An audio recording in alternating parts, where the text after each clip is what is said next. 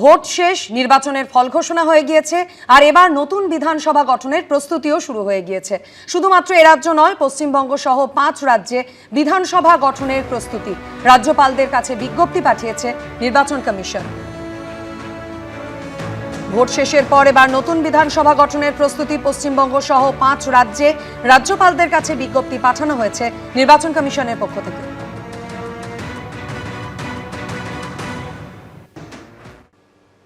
আর এবার দুটো ছবি দেখাবো আপনাদের। অভিষেক বন্দ্যোপাধ্যায়ের বাড়ির সামনের ছবি, হরিশ মুখার্জি রোড, সেখানে অভিষেক বন্দ্যোপাধ্যায়ের বাড়ির সামনে কালকে রাতের ছবি আপনারা দেখছেন, সেখানে অতিরিক্ত নিরাপত্তারক্ষীরা উপস্থিত ছিলেন। এবং তার পাশাপাশি আজকের ছবি আপনারা দেখছেন, যেখানে সকাল 6:30 নাগাদই একেবারে তল্পা গুটিয়ে অভিষেক বন্দ্যোপাধ্যায়ের বাড়ির সামনে থেকে চলে যাচ্ছেন পুলিশের অতিরিক্ত নিরাপত্তারক্ষীরা।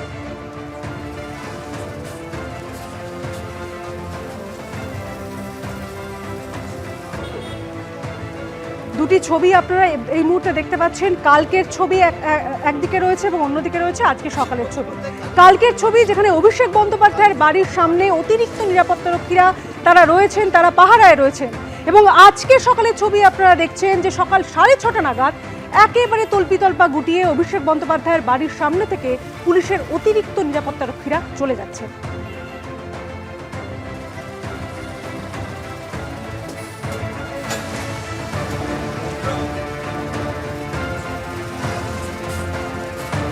আপনারা জানেন ইতিমধ্যেই ভোটে হেরে একেবারে ক্ষমতাচ্যুত হয়েছে তৃণমূল, এবং তারপরই মমতা বন্দ্যোপাধ্যায় এবং অভিষেক বন্দ্যোপাধ্যায়ের অতিরিক্ত নিরাপত্তা কাটছাঁটের সিদ্ধান্ত নিয়েছে পুলিশ।